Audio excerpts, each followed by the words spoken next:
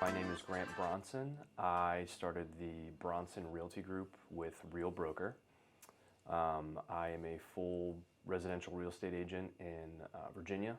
Only licensed in Virginia, haven't strayed out to DC, Maryland, or I'd probably get West Virginia before I got anywhere else. But keeping it local for now. Keeping it local. There's so many shiny objects to go after once you're in real estate, so I try to focus on what's right in front of me. Yeah. And how did you get into real estate? I was actually doing videography before I got into it and loved doing that.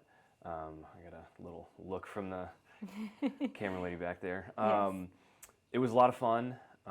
Traveled a lot. I started by doing like local weddings, and one thing quickly led to another, and we were on tour with music artists going to Vegas. Wow. A lot of fun. What got you into videography? If you I want to always- back up for a minute. Yeah, I kind of always had a passion for that. I was like, you know, middle school skate rat, skateboarding, snowboarding. So, you know, I got the GoPro, and then I was just filming everything for fun with my buddies. I'm like, oh, this is actually, I could, like, people make a career out of this. And I enjoyed making edits, and when social media came out when I was in high school, which is crazy to think about, you know, made these little Instagram, at the time, just videos. Reels weren't a thing. Right. Stories weren't a thing. No, it was very primitive days. And went to college at ECU, so I was at East Carolina University, got accepted into the CAMP program, which is Cinematic Arts and Media Production, and quickly realized that, oh, this is a fine arts degree, and I'm in gen ed classes that are like shapes and colors, and all the prereq classes before I could get to anything with a camera. I don't have an artistic bone in my body, so I wasn't thrilled with shapes and colors and like drawing 101. Okay. So pivoted a little bit, got into, switched my major to communications with a concentration in broadcast journalism. Okay. So that was kind of the next closest thing. Still got to do things with cameras, but it was writing intensive. This is just a long-winded way of explaining that. Yeah, this is your time to tell your story. I from there started working with a buddy of mine who was local. I went to high school with him and college with him, and he started his own business doing cinematography. I hopped on board with him.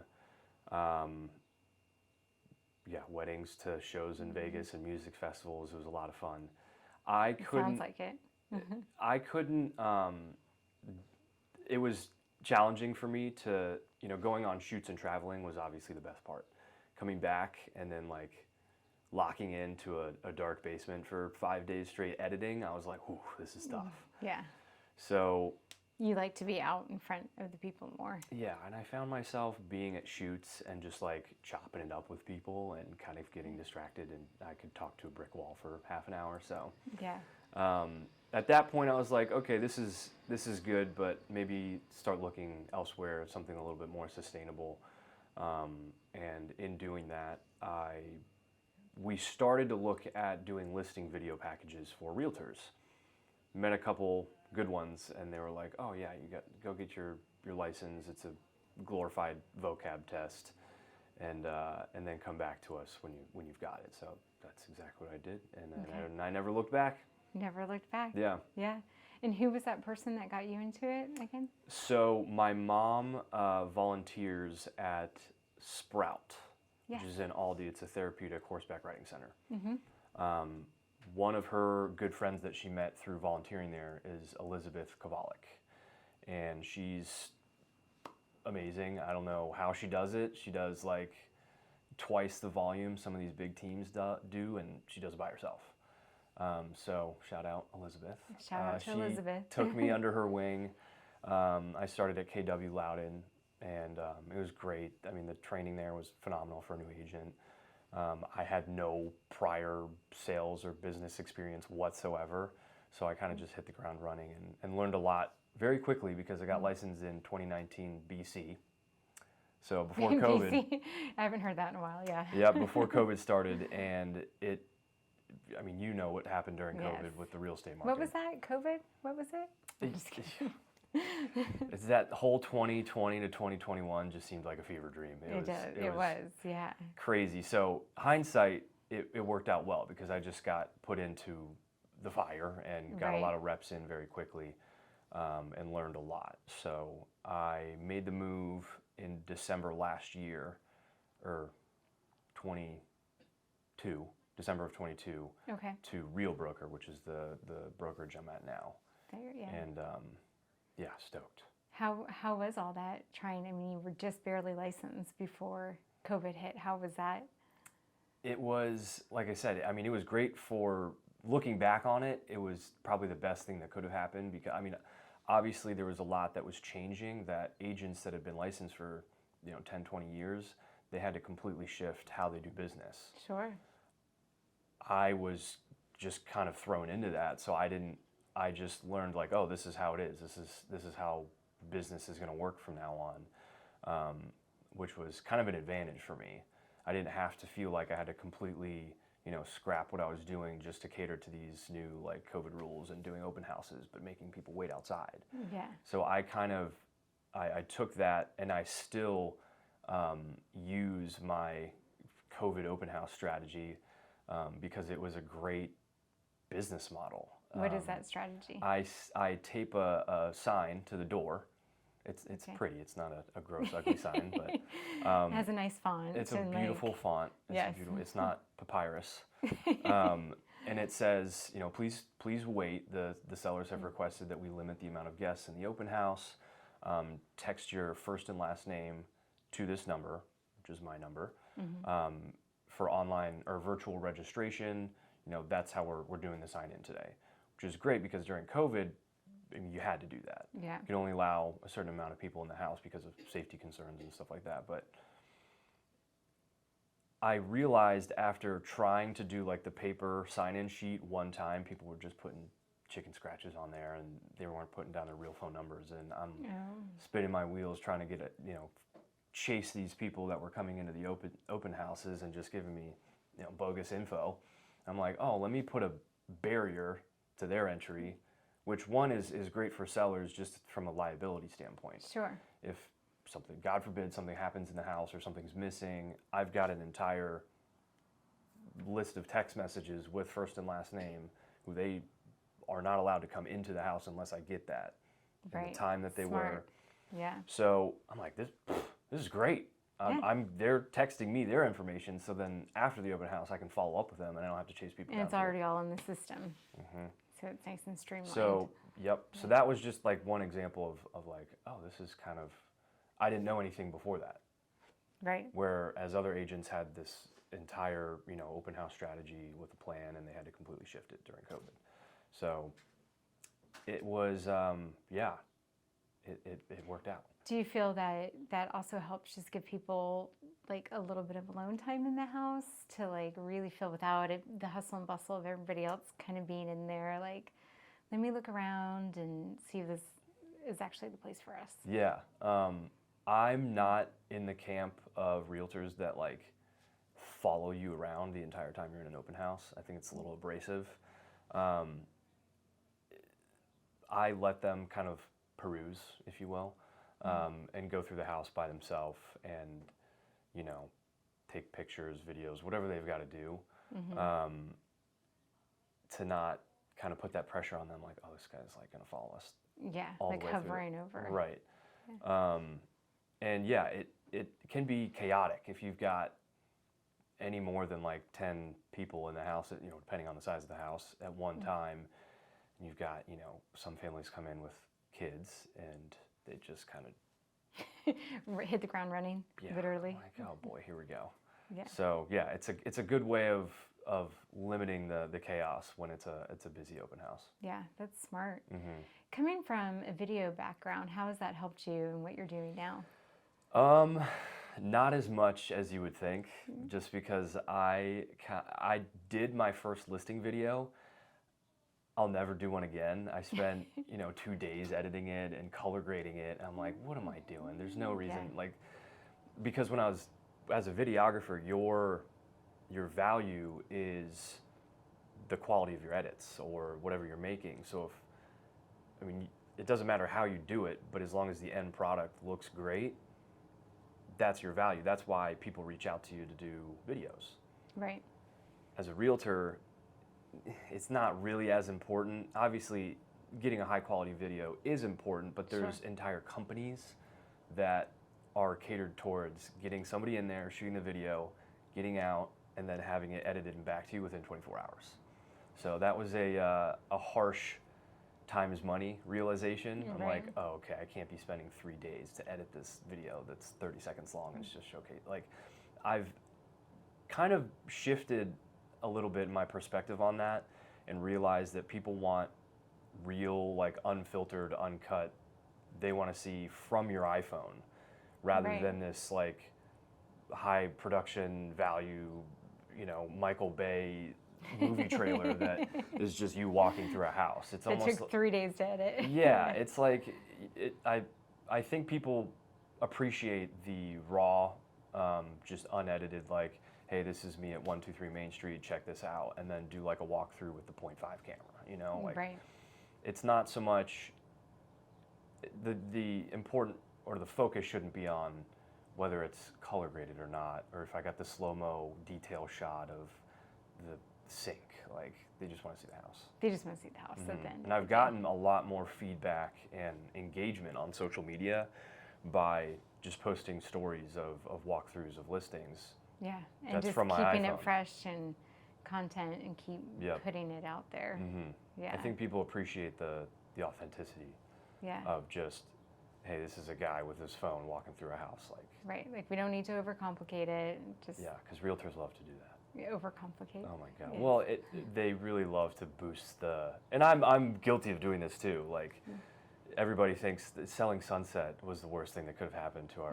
I've heard that a couple of times. It's like you get that it's glamorized so much. It is, and that's not real. Like, these, you know, I'm seeing a lot of announcement videos that people are joining different brokerages, and it's like the red bottom shoes, and they're stepping out of the Mercedes, and it's in slow motion, and they're just doing hair flips, and it's all like, look at me, look at me. This is too much.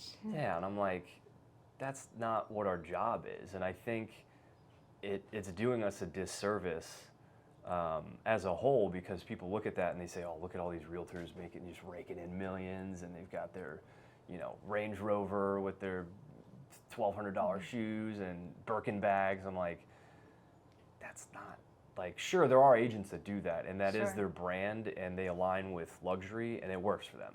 Right. Totally understand that. But if that isn't you, and you're just doing this for a video on Instagram, like, I don't know, it just feels phony. Or if you're just trying to buy a little condo in Loudoun County and just get in on the ground floor. And I feel like if that's all your content is, then you're missing those people. Those people are seeing these videos and going, oh, I probably can't afford to use that person. So let me go call Grant, because I just saw him doing a walkthrough in a house in his hoodie, or, you know, whatever. So yeah. Keeping it simple. It's bad, and we have to defend our commissions enough as it is. Right. When, you know, and of course this is me saying this because I am in that realtor world where I follow a lot of realtors on social media, so I'm probably seeing a lot more than that than people that aren't in real estate. But just knowing that there's that type of content out there and people are seeing that, it's like, oh geez, like, this isn't helping us. Yeah, like change the narrative on it. Right. Yeah, for sure. How important do you think home staging is when you're doing these videos and stuff? How important do you, because I know it's an extra expense for the seller that sometimes they're not always willing to do. How much importance is that weigh on selling the house quickly? Massively. Massive. I think staging is something that is vastly overlooked in the value that it brings to selling a home. If you've got an empty home, and every situation is obviously very different, but for me, I just think that, you know, when I ask my sellers, this is a good example, when we're sitting down and we're, you know, talking about pricing and my marketing strategy and stuff like that, you know, I ask them, whose eyes do you think are most important on this home when selling it? And 9 times out of 10, they're like, well, the buyer's eyes, that's who's gonna buy it, right?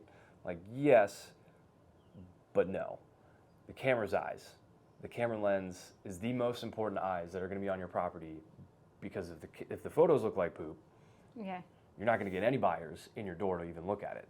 So it's a lot, it's hard for the pictures to not look great if it's fully staged. Right. If there's no furniture or it's sparsely furnished and they've kind of already started to move stuff out, I mean, buyer's agents are smart, and they'll walk in and they'll say, oh, like there's a bed in this room and there's furniture here, but all the living room stuff is gone. There's a pool table in the basement, but nothing else. Like, yeah. So it maybe, seems a little mismatched. maybe this is a divorce. Yeah. Maybe like we're dealing with something. They're probably very motivated to sell. Let's shoot them a lowball offer.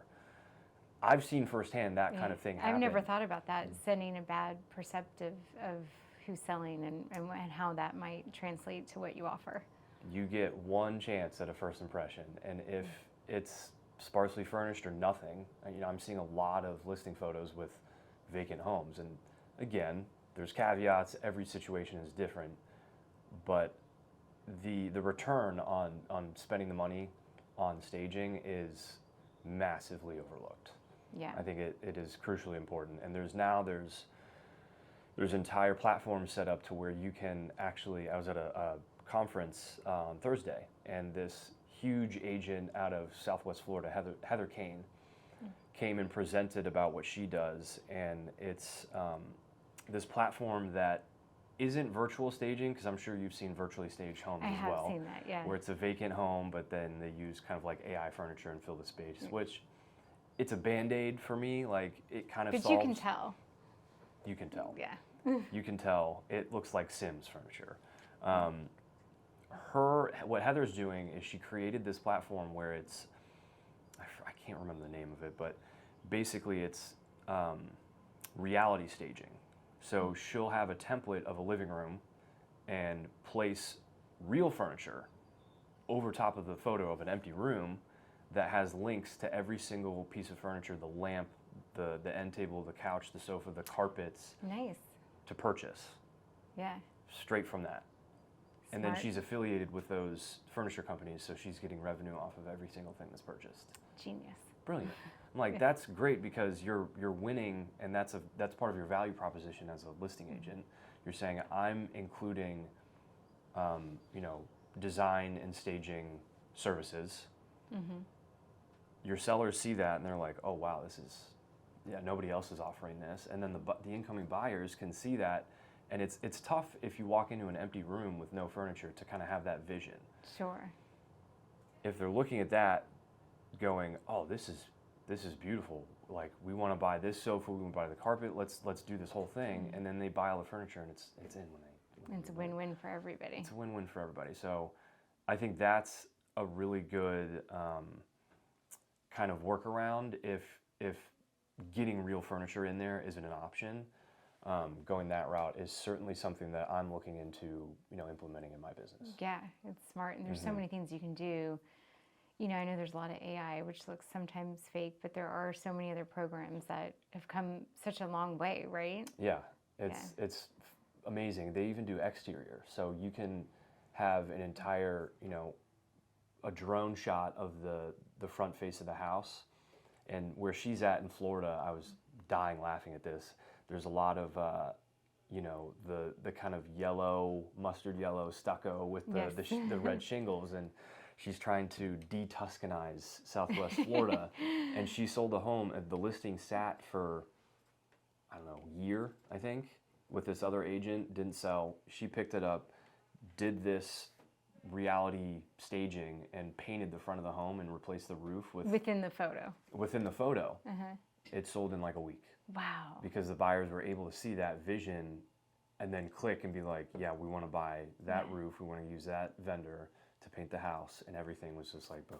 So it's like a little mini HGTV episode, right? I think she was on one, actually. I think that house might have been on HGTV, the one that she used the example Maybe. of. We'll have to look it up after. Yeah. Tell me a little bit about what you find most rewarding about real estate and what you do. Do you have a favorite buying or selling story? To me, it's tough to describe the sense of fulfillment getting a buyer, especially a first-time buyer that they're getting clobbered by all cash investors and stuff like that, and then you finally find the right property with the right agent.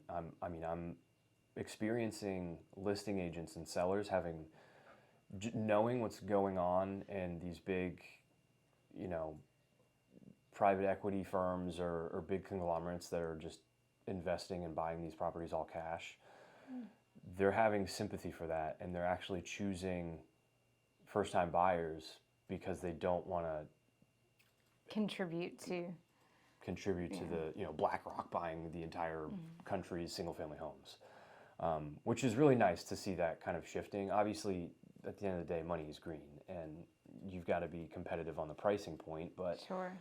if, in the seller's eyes, if it's cash versus financed and the number is the same, obviously there's more built-in confidence with going with a cash offer, of course. But Yeah.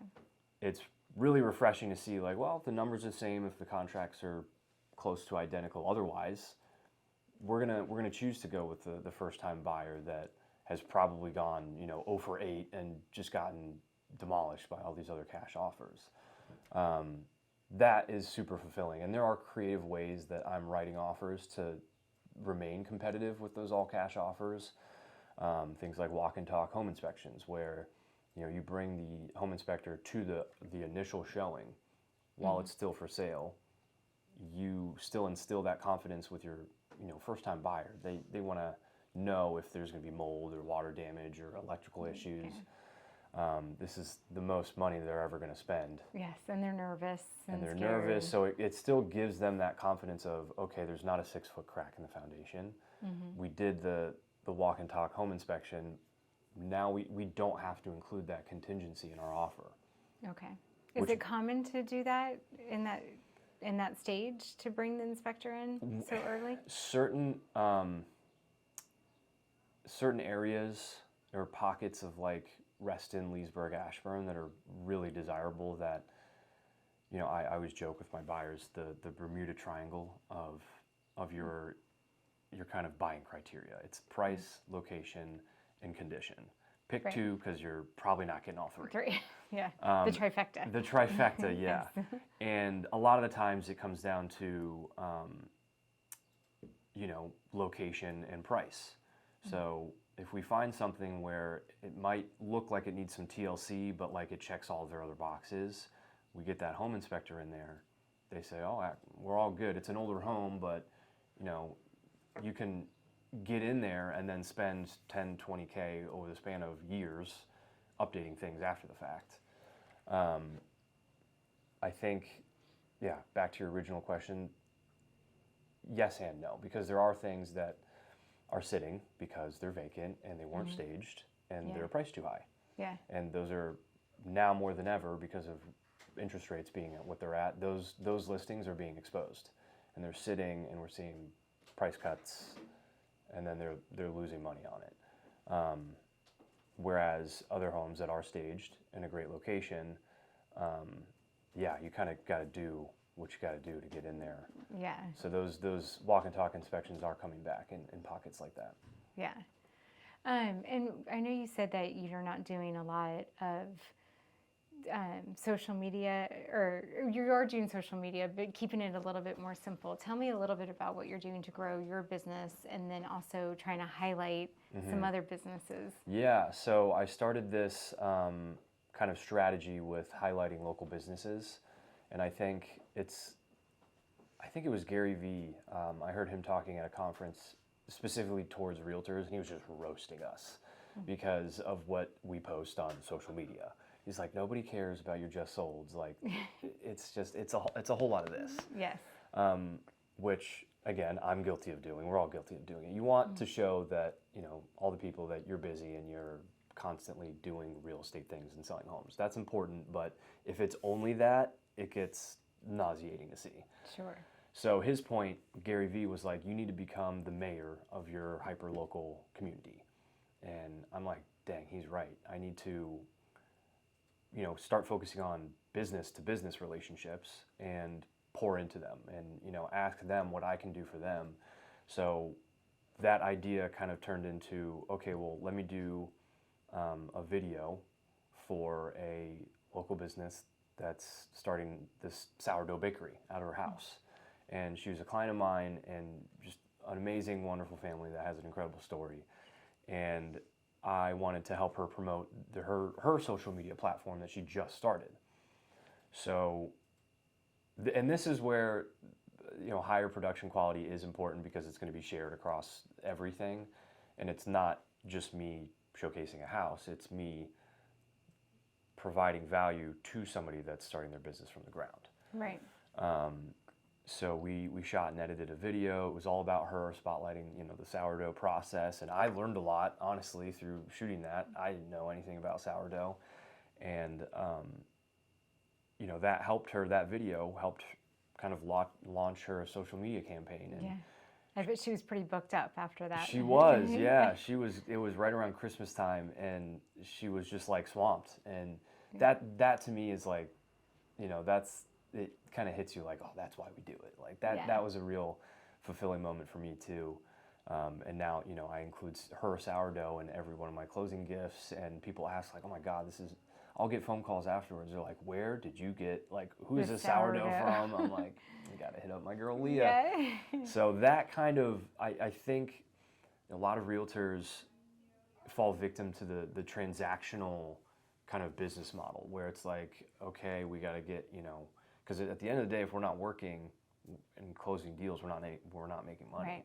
We are 100% commission based. So it's easy to get into that kind of rhythm, and it's like, all right, on to the next one, on to the next one. But I think the importance of kind of garnishing those relationships, not with just families and people, but with businesses, goes a long way and helps kind of sustain that referral basis. For sure, not just highlighting yourself, but highlighting those other businesses as well.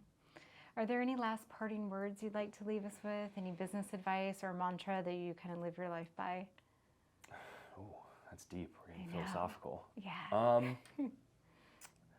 I love hearing people's mantras. Yeah, I think honestly, the Real Broker where I'm at now, their mantra is work hard and be kind, and I love that. That's a good one. I think everybody that I've met too in the almost 2 years that I've been there has embodied that. It's really cool to see that, because we can get competitive.